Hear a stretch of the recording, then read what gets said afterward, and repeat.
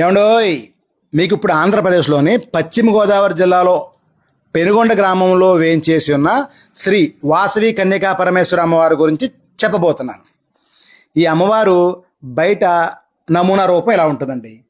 ఆలయం బయట నుంచి చూస్తే చూసారా, పాలరాతి సౌధం చాలా అత్యద్భుతంగా ఉంటుంది.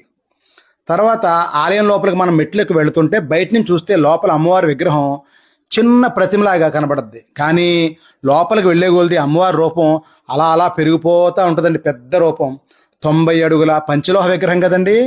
పైగా ఈ విగ్రహానికి ఎటువంటి ఆధారం లేకుండా తన 2 కాళ్ల మీదే నిలబడేటట్టు అమ్మవారు ప్రతిరూపం ఉంటుందండి.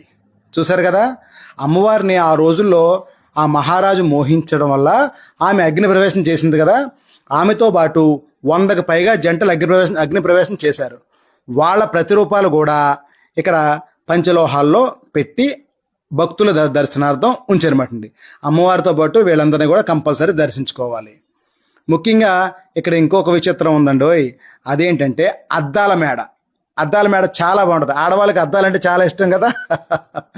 ఈ అద్దాల మేడ కూడా తప్పక దర్శించుకోండి. చూసారు కదా, చాలా బాగుంటుంది. కొంచెం మీ అందరికీ చూపించాలని తాపత్రయంతో, మేము చూడాలనే ఉత్సాహంతో ఊర్లని తిరిగి వీడియోలు చేస్తున్నాం కదండి. మా వీడియోలు కొంచెం నచ్చితే ఒక లైక్, ఒక షేర్ ఇవ్వండి. ఈ వీడియో ఫుల్ వీడియో యూట్యూబ్లో పెట్టాను, చూసి లైక్స్ ఇవ్వండి.